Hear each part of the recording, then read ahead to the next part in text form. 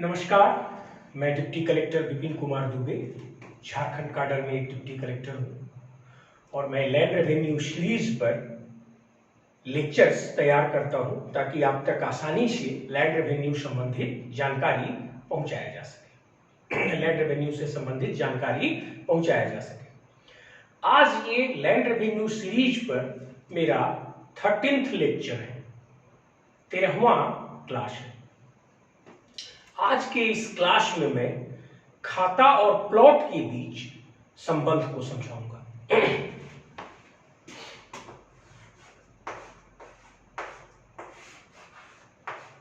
खाता और प्लॉट के बीच संबंध को समझाऊंगा। ये 13वां लेक्चर है। इन दोनों के बीच संबंध को समझने से पहले यह आवश्यक है कि हम लोग पहले खाता को अलग से समझें, फिर हम प्लॉट को अलग से समझें और तब फिर इन दोनों के बीच संबंध को समझाएंगे। इसके साथ ही मैं आपको इस क्लास में ये भी बताऊंगा कि आवेदन जब भी आप लिखेंगे अपने जमीन के बारे में तो कैसे लिखेंगे। चलिए शुरू करते हैं पहले खाता से।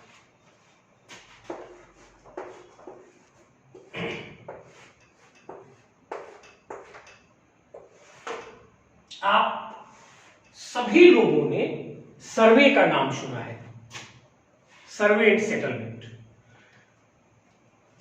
जब भी किसी गांव का सर्वे किया जाता है तब उस समय उस गांव में जितने लोगों के पास अपनी जमीन होती है उन सबको एक एक नंबर दिया जाता है और उसी नंबर को खाता नंबर कहा जाता है। मान लीजिए मैं हमेशा जैसे रामपुर गांव, शोले फिल्म का रामपुर गांव लेता हूं, तो एक रामपुर गांव है, यहां पर सर्वे के अधिकारी सर्वे करने आए हुए हैं। अब उस समय उस गांव में 10 आदमी के ही पास जमीन है। जैसे मान लीजिए कि पहला है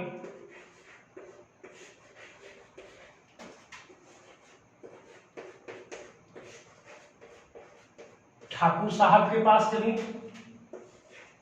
दूसरा है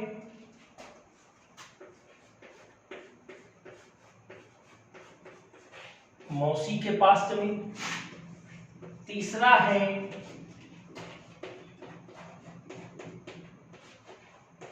बसंती के पास जमीन। ऐसे करते करते करते करते करते आगे बढ़ते हैं हम और मान के चलिए कि 10वें नंबर पर जो शोले फिल्म के गब्बर सिंह हैं वो गब्बर सिंह के पास जमीन है। अब जो ये मेरा रामपुर गांव है, इस रामपुर गांव में सर्वे के समय 10 ही आदमी के पास जमीन है। तब सर्वे के अधिकारी प्रत्येक आदमी को एक एक नंबर देंगे, उस नंबर के सामने उनका नाम लिखेंगे और फिर उनके पास उस गांव में कितनी जमीन है उसकी पूरी व्याख्या लिख देंगे। तो जो नंबर जिस व्यक्ति को मिलेगा वही उसका खाता नंबर कहलाएगा। अब इसकी मैं पुनरावृत्ति करता हूं। सर्वे के समय किसी भी गांव में जितने लोगों के पास जमीन होती है उनका विवरण तैयार करने के लिए सर्वे के अधिकारी प्रत्येक व्यक्ति को एक एक नंबर देते हैं और उसी नंबर के सामने उनका नाम लिखकर पूरे जमीन का विवरण लिखते हैं। इसी नंबर को अर्थात सर्वे के समय उनको दिए गए नंबर को खाता नंबर कहकर पुकारा जाता है और जब तक अगला सर्वे नहीं हो जाता तब तक वो खाता नंबर और वो जमीन की विवरणी बिल्कुल उसी प्रकार से बनी रहती है। मैं समझता हूं कि खाता नंबर के बारे में आप समझ गए होंगे। फिर एक रिपीट कर देता हूं। सर्वे के समय किसी भी गांव में जितने लोगों के पास जमीन होती है उनका विवरण तैयार करने के लिए सर्वे के अधिकारी प्रत्येक व्यक्ति को एक एक नंबर जारी करते हैं और उसी नंबर से खतियान में उनका नाम दर्ज किया जाता है। उसी को खाता नंबर कहते हैं। इसको ऐसे भी आप समझिए, सर्वे करते समय, सर्वे से खतियान बनाया जाता है और खतियान में सर्वे के समय खतियान बनाया जाता है और खतियान में जिस व्यक्ति को जो नंबर मिलता है वही उसका खाता नंबर कहलाता है और ये कभी परिवर्तित नहीं होता जब तक कि अगला सर्वे नहीं हो जाए, वो एज इट इज रहता है। अब मेरे ख्याल में खाता नंबर आप समझ गए होंगे। जैसे मैं यहां आपको समझाया कि रामपुर गांव है, मान के चलिए सर्वे हो रहा है। इस समय रामपुर गांव में और भी आदमी रहते होंगे लेकिन जमीन 10 ही आदमी के पास है। तो जिन 10 आदमी के पास जमीन होगा उन्हीं को खाता नंबर मिलेगा और उन्हीं का नाम खतियान में दर्ज होगा। बाकी जो ऐसे रह रहे होंगे न उनको खाता नंबर मिलेगा न खतियान में उनका नाम दर्ज होगा। तो मैं फाइनल पूर्णाहुति आपको करता हूं। रामपुर गांव है, अभी सर्वे हो रहा है। उस गांव में और भी लोग रहते हैं लेकिन 10 ही आदमी के पास जमीन है। शुरू होती है ठाकुर साहब से, मौसी बसंती होते हुए गब्बर सिंह तक जाती है। इन्हीं 10 आदमी के पास जमीन है तो इन्हीं 10 लोगों को खाता नंबर एक सीक्वेंस में मिलेगा और इन्हीं 10 लोगों का नाम खतियान में दर्ज होगा। बाकी लोगों को न तो खाता नंबर मिलेगा न खतियान में दर्ज होगा नामों का। मतलब जिनके पास जमीन होगी केवल उन्हीं को खाता नंबर मिलेगा और खतियान में नाम दर्ज होगा और वो जो नंबर उनको मिलेगा सर्वे के द्वारा, सर्वे अधिकारी के द्वारा वो जो नंबर उनको मिलेगा, जो खतियान में नंबर उनके नाम के सामने दर्ज होगा वही उनका खाता नंबर होगा।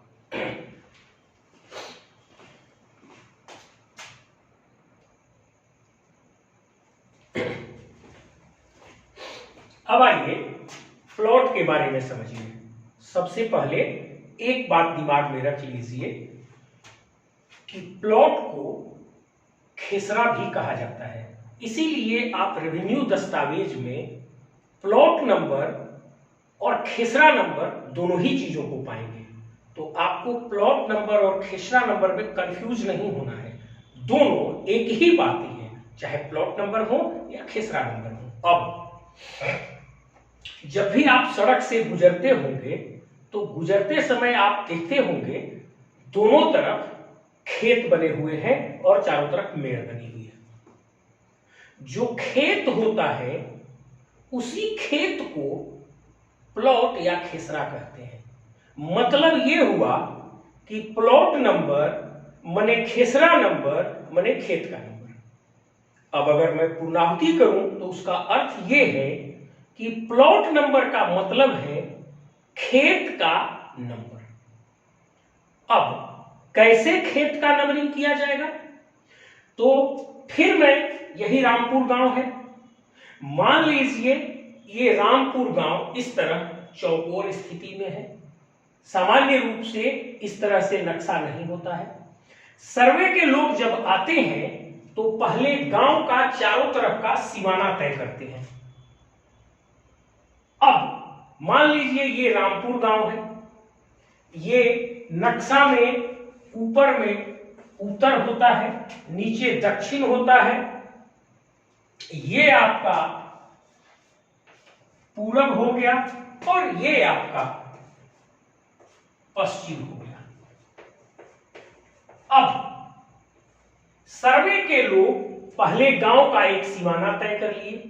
मान लीजिए कि इस गांव के उत्तर में इधर सड़क है, दक्षिण में पहाड़ है, पूरब में नहर है और इधर भी एक सड़क है।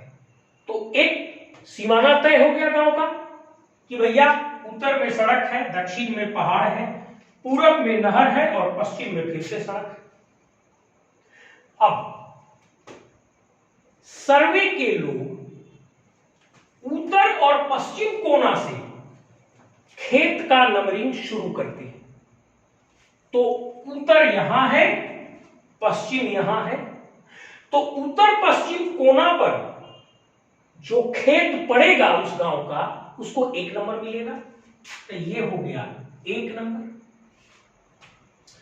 अब यहां से वे सांप के चाल की तरह नंबरिंग करते जाएंगे और अंत में यहां पर पहुंचेंगे। मैं करता हूं, देखिए ये 2 3, अब इसके बाद 4 5 6, उसके बाद 7 8 9 10 11 12 13 14 15 16 17 18 19 20 21 22 23 24 25 26 27 28 29 30 31 32 33 34 35 36 37 37 38 39 40 41 42 43 44 45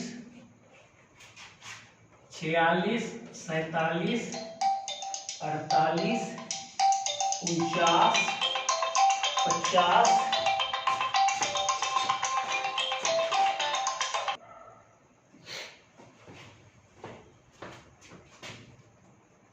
51 52 53 54 55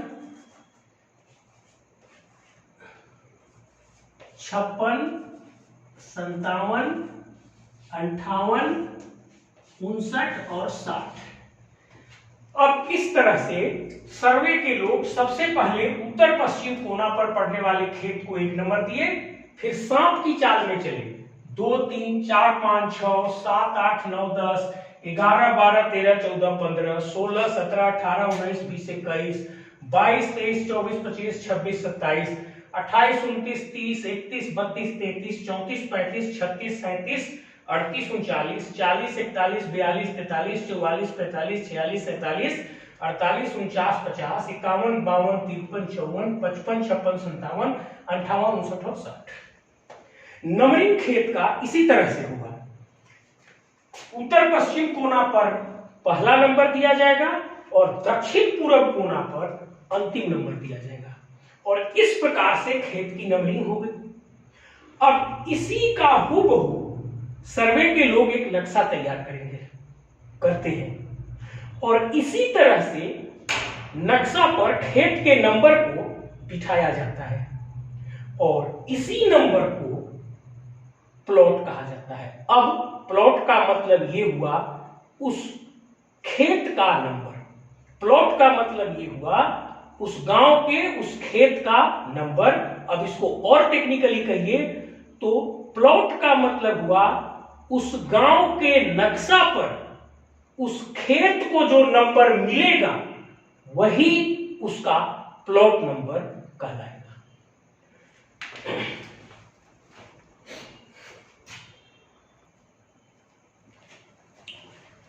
देखिए, अब मैं समझता हूं आपको खाता नंबर मैंने अलग से समझा लिया कि खाता नंबर क्या होता है, कैसे मिलता है, और मैंने ये भी बताया कि सर्वे के समय जो खतियान बनता है उस खतियान में जो लोगों मतलब उस खतियान में उस गांव के लोगों को जो नंबर मिलता है उन्हीं को खाता नंबर कहा जाता है। और यह भी बताया कि जिनके पास जमीन होगी उन्हीं को नंबर मिलता है। और प्लॉट के बारे में मैंने आपको बताया कि गांव का सीमाना पहले तय होता है, खेत की नंबरिंग की जाती है, उत्तर पश्चिम से शुरू करके दक्षिण पूर्व तक हम नंबरिंग करते हैं, पहला नंबर यहां और अंतिम नंबर वहां देते हैं, और इस प्रकार से ये जो नंबर मिला यही खेत का नंबर प्लॉट का नंबर कहलाता है। अब अलग अलग दोनों को समझने के बाद खाता और प्लॉट के बीच संबंध को हम बताएंगे। एक बात यहां पे और मैं क्लियर कर दूं, जो सर्वे है उसके दो उपज हैं, पहला खतियान और दूसरा नक्शा। अगर मूल आप दस्तावेज समझिएगा तो जमीन का, लैंड रेवेन्यू का जो मूल दस्तावेज है वो दो ही होता है, पहला है खतियान और दूसरा है नक्शा। और इसी के बाद आगे चीजें चलती हैं। एक बात और मैं यहां बता दूं आपको कि सर्वे ऑफिस को डॉक्यूमेंट क्रिएटर ऑफिस, मतलब कागज का जन्मदाता ऑफिस कहा जाता है, क्योंकि ये दोनों चीज बनाएगा कौन? सर्वे ऑफिस बनाएगा। तो सर्वे ऑफिस डॉक्यूमेंट का जन्मदाता है और सर्वे में वो दो मूल रूप से डॉक्यूमेंट, दो ओरिजिनल डॉक्यूमेंट प्रिपेयर करता है, एक नक्शा, एक खतियान जिसमें खाता नंबर रहता है और एक नक्शा जिसमें प्लॉट नंबर होता है। अब इसके बाद हम खाता और प्लॉट के बीच संबंध को बताने की कोशिश करते हैं। पहले आप ऐसे समझिए, चलिए मैं एक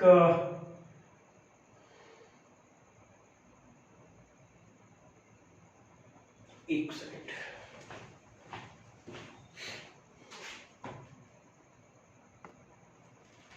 अब देखिए, खाता और प्लॉट के बीच संबंध को समझने के लिए आप इस कॉर्नर को देखिए, ये कॉर्नर पर जो मैं बनाया। पहले मैं आपको एक गांव की भाषा में समझाता हूं। खाता और प्लॉट के बीच का संबंध पिता और पुत्र के संबंध जैसा होता है। खाता पिता की तरह होता है और प्लॉट पुत्र की तरह होता है।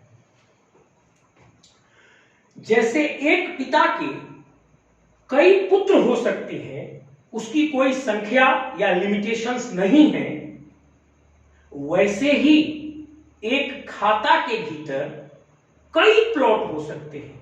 एक खाता जैसे एक पिता का एक भी पुत्र हो सकता है और एक पिता के 1000 भी पुत्र हो सकते हैं, वैसे ही एक खाता के भीतर एक ही प्लॉट हो सकता है या एक खाता के भीतर 1000 प्लॉट या उससे भी अधिक प्लॉट हो सकता है। इसका कोई लिमिटेशंस नहीं है। अब उल्टा चलिए, जैसे किसी भी पुत्र का एक ही पिता होगा, दो पिता नहीं हो सकते। किसी भी पुत्र का एक ही पिता होगा, दो पिता नहीं हो सकते। वैसे ही किसी भी प्लॉट का एक ही खाता होगा, दो खाता नहीं हो सकते। जैसे मैंने यहां पे ऊपर में खाता लिखा, नीचे में P1, P2, P3, P4 लिखा, आप P1000 तक जा सकते हैं या कहीं तक जा सकते हैं। इसके अंदर कितने भी प्लॉट हो सकते हैं, लेकिन जैसे ही आप किसी प्लॉट का खाता खोजिएगा वो वैसे ही होगा जैसे किसी पुत्र का पिता खोज रहे हैं, तो वो एक ही होगा। तो अब पुनरावृत्ति करता हूं इन दोनों के बीच संबंध का। खाता और प्लॉट के बीच का संबंध पिता और पुत्र की तरह है। खाता पिता की तरह है, प्लॉट पुत्र की तरह है। जैसे एक पिता के कई पुत्र हो सकते हैं, वैसे एक खाता के कई प्लॉट हो सकते हैं। उल्टा, इसके विपरीत, किसी भी पुत्र का एक ही पिता होता है, वैसे ही किसी भी प्लॉट का एक ही खाता होगा, किसी प्लॉट का दो खाता नहीं हो सकता। मतलब एक खाता के अंदर कई प्लॉट हो सकते हैं, लेकिन किसी भी प्लॉट का एक ही खाता होगा, एक से अधिक नहीं हो सकता। अब इसी बात को मैं यहां पर आपको समझाने की कोशिश करता हूं। मान लीजिए कि ये रामपुर गांव का नक्शा है, ये हम आपको बोल चुके हैं। ये ठाकुर साहब जो हैं वो पहले खतियानी रैयत है। सर्वे के लोगों ने इनको 1 नंबर दिया ठाकुर साहब को। और मान लीजिए कि ठाकुर साहब बहुत होशियार आदमी हैं और यहां पर सड़क है, एक सड़क है इस जगह। तो ठाकुर साहब ने सड़क के किनारे की पूरी जमीन अपने पास रख ली है। ठाकुर साहब ने सड़क के किनारे की पूरी जमीन को अपने पास रख लिया है। तब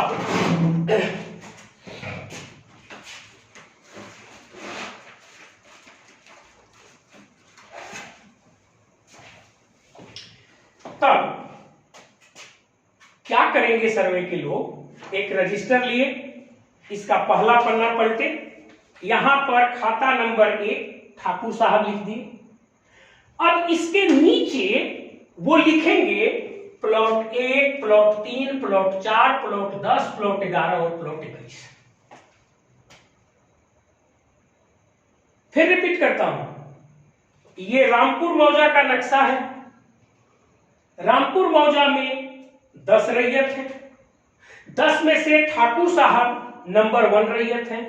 सर्वे ने उनको खाता नंबर 1 दिया। कल्पना मैं करता हूं ठाकुर साहब बहुत होशियार आदमी हैं, उन्होंने सड़क के किनारे की पूरी जमीन अपने पास रखी है। तब ठाकुर साहब का खाता नंबर 1 होगा और गांव और सर्वे के अधिकारी एक रजिस्टर लेंगे। उस रजिस्टर के पहला पेज पर यहां पर लिखेंगे खाता नंबर 1, नाम लिखेंगे ठाकुर साहब का, पूरा पता लिखेंगे ठाकुर साहब का और उसके नीचे ठाकुर साहब के प्लॉट का नंबर लिखेंगे। और ठाकुर साहब का प्लॉट अब कौन है देख लीजिए, 1, 3, 4, 10, 11 और 21। अब ये हो गया।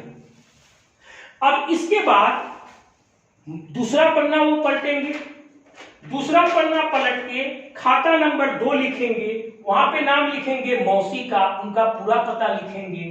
अब मौसी के प्लॉट या खेत का विवरण देना है, तो ये दूसरा जो लाइन है ये मान लीजिए मौसी का खेत है, ये दूसरा लाइन का खेत मौसी का खेत है। तो खाता नंबर यहां 2 लिखाएगा, नीचे बगल में नाम मौसी, उनका पूरा पता। अब उनके नीचे मौसी का प्लॉट नंबर लिखाएगा 2, 5, 9, 12, 20, 22। इसी तरह से सर्वे के लोग पन्ना को पलटते जाएंगे। खाता नंबर तीसरा, मान लीजिए ये तीसरा पेज लेंगे। तीसरा पेज में यहां लिखेंगे खाता नंबर 3, नाम लिखेंगे बसंती, जो शोले फिल्म में हेमा मालिनी जी हैं, यहां लिखेंगे नाम लिखेंगे बसंती। उसके नीचे उनका पूरा एड्रेस लिखेंगे रामपुर गांव का, और एड्रेस के बाद मान के चलिए बसंती जी का ये 3 नंबर लाइन का खेत है। तो फिर बसंती का जो प्लॉट लिखाएगा 6, 8, 13, 19, 23 और 33 हो गया। और इसी तरह से अंत में 10वां नंबर पेज पर आएंगे, खाता नंबर 10 देंगे, उसके सामने लिखेंगे गब्बर सिंह, शोले फिल्म का डाकू गब्बर सिंह, और फिर गब्बर सिंह का पूरा पता देंगे और उसके नीचे उनका खेत लिखेंगे 40, 50, 51, 57, 58 और 60, उनका प्लॉट का नंबर लिखेंगे। अब यहीं से मैं एक उदाहरण उठा लेता हूं ठाकुर साहब का, आपको बहुत ही स्पष्ट हो जाएगा कि खाता और प्लॉट का फिर संबंध कैसे तय हो जाता है।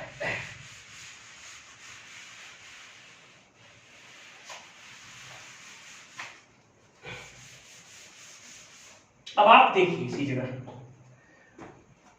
ये ठाकुर साहब है, खाता नंबर 1 है, इनका प्लॉट कौन कौन सा है देखिए। पहला प्लॉट है 01, दूसरा प्लॉट है 03, तीसरा प्लॉट है 04, चौथा प्लॉट है 10, पांचवा प्लॉट है 11 और छठवां प्लॉट है 21।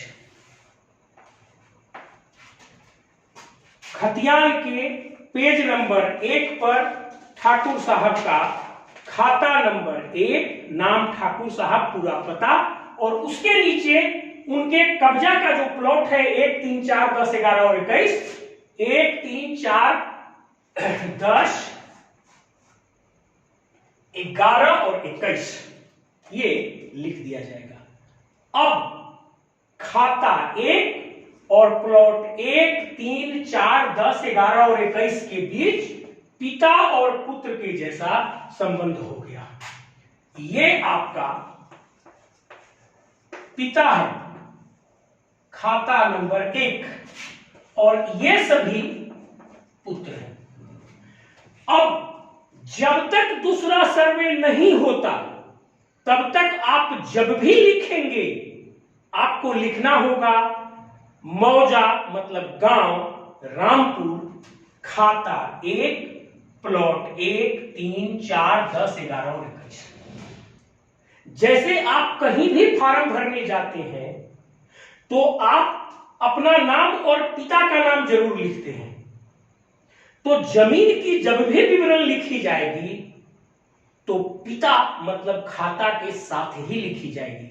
आप अकेले लिखेंगे उसका अर्थ समझ में क्लियर नहीं होगा। जब तक अब दूसरा सर्वे रामपुर गांव में नहीं होगा तब तक जब जब आप ये पहला लाइन के प्लॉट का जिक्र करेंगे तो आपको लिखना होगा खाता 1, प्लॉट 1, 3, 4, 10, 11 और 21। और इस तरह इस सर्वे में खाता 1 और इन प्लॉट के बीच पिता और पुत्र का संबंध है, और जब तक अगला सर्वे नहीं होगा इनके बीच के पिता और पुत्र का संबंध इसी तरह से इंटैक्ट कायम रहेगा। इसमें कोई चेंजेस नहीं होंगे, इसमें कोई परिवर्तन नहीं होगा। अब इसको मैं अंतिम पूर्णाहुति करता हूं। खाता और प्लॉट के बीच पिता पुत्र का संबंध होता है। यहां मैंने आपको समझाया जैसे खाता 1 यहां पिता है और इसके अंदर के ये पहले लाइन के जो प्लॉट है ये इसके पुत्र हैं, और जब भी लिखा जाएगा तब हमेशा खाता मौजा रामपुर, गांव रामपुर, पहले गांव का नाम लिखाएगा, मौजा रामपुर, खाता 1, प्लॉट 1, 3, 4, 10, 11, 21। जब भी लिखा जाएगा वो इसी तरह से लिखा जाएगा। गांव मतलब मौजा, मौजा का नाम, तब खाता का नाम और खाता के नीचे प्लॉट का नाम। इसी तरह से किसी का बारे में भी लिखना होगा आपको पहले गांव मतलब मौजा रामपुर, खाता 2 या 3 और उसके नीचे के प्लॉट। तो इस तरह से मेरे ख्याल में आपको खाता और प्लॉट के बीच का संबंध काफी स्पष्ट हो गया होगा कि जब भी ये लिखे जाएंगे, जैसे अपने आवेदन में या कहीं भी आप इंटरव्यू देने जाते हैं, कोई एड्रेस लिखते हैं तो अपने नाम के साथ पिता का नाम लिखते हैं, वैसे ही प्लॉट के साथ खाता का नाम भी लिखा जाएगा। जैसे इस उदाहरण में हमने खाता नंबर 1 ठाकुर साहब का लिया, ये पिता की तरह हुआ, और ठाकुर साहब के जितने प्लॉट थे पहले लाइन के वो सब पुत्र की तरह है। और ये जब भी लिखे जाएंगे अगले सर्वे तक इसमें कोई परिवर्तन नहीं होगा, और ये जब भी लिखे जाएंगे तो लिखा जाएगा मौजा रामपुर, खाता 1, प्लॉट 1, 3, 4, 10, 11 और 21। ये ऐसे ही लिखे जाएंगे। और एक बात यहां और क्लियर हो गया कि खाता 1 के नीचे 6 प्लॉट है, लेकिन प्रत्येक के ऊपर एक ही खाता है। ये नहीं एक ही होगा, ये ज्यादा नहीं होगा। इस तरह से अगले सर्वे तक जब भी आवेदन लिखा जाएगा मौजा रामपुर, पिता की तरह खाता 1, प्लॉट 1, 3, 4, 10, 11 और 21 लिखा जाएगा। ये यही जो है तरीका है। एक चीज और मैंने आपको कहा था कि आवेदन लिखने का मैं आपको एक तरीका बताऊंगा कि जमीन का जब भी आप आवेदन लिखेंगे तो कैसे लिखेंगे। बहुत शॉर्ट में थोड़ा सा है, देखिए। सबसे पहले अंचल का नाम लिखा जाता है, मतलब किस अंचल में आपका घर पड़ता है। अंचल के नीचे हल्का लिखा जाता है, क्योंकि अंचल को हल्का में विभाजित किया जाता है। फिर हल्का के नीचे मौजा लिखा जाता है, मौजा बने गांव। अब इसके नीचे थाना नंबर लिखा जाता है। आपको बड़ा आश्चर्य होगा कि ये थाना नंबर क्या है, पुलिस थाना है क्या? नहीं, ये पुलिस थाना नहीं है। अंग्रेजों के समय में जब सर्वे हुआ था तो प्रत्येक गांव को एक नंबर दिया गया था पहचानने के लिए, क्योंकि दो गांव का नाम एक जैसा हो सकता है, तो उसी को थाना नंबर कहा जाता है। अब थाना नंबर के नीचे खाता, खाता के बगल में प्लॉट, और प्लॉट के बगल में रकबा। रकबा का मतलब होता है एरिया, ये लिखा जाएगा। तो जब भी आप आवेदन लिखेंगे तो पहले आप अंचल का नाम लिखेंगे, मतलब वो किस अंचल अधिकारी के क्षेत्र में पड़ता है। फिर प्रत्येक अंचल को सहूलियत के लिए 4, 5, 10, 15 हल्के में बांट दिया जाता है, तो हल्का का नंबर देंगे। अब प्रत्येक हल्का में कुछ गांव होते हैं, तो मौजा का नाम आप लिखेंगे। फिर उसके बाद थाना नंबर, मतलब उस गांव का क्या नंबर है, थाना नंबर। फिर खाता, प्लॉट और एरिया लिखेंगे।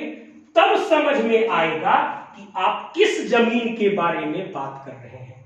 तो जब भी आप कोई आवेदन लिखें तो ये सुनिश्चित करें पहले अंचल, फिर हल्का, फिर मौजा, फिर थाना नंबर, फिर खाता, प्लॉट और रकबा लिखेंगे।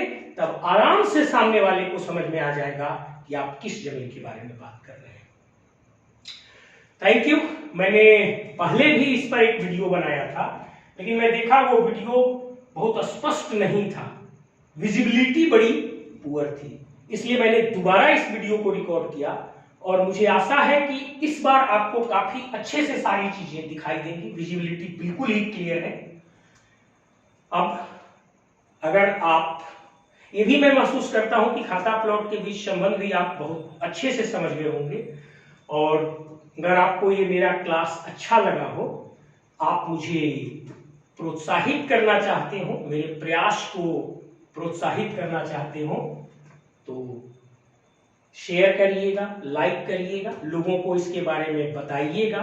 और मैं जो कोशिश कर रहा हूं कि जमीन की जानकारी, लैंड रेवेन्यू की जानकारी एक एक आदमी तक मैं पहुंचा सकूं, इसमें मेरा आप सहयोग कीजिएगा। Thank you.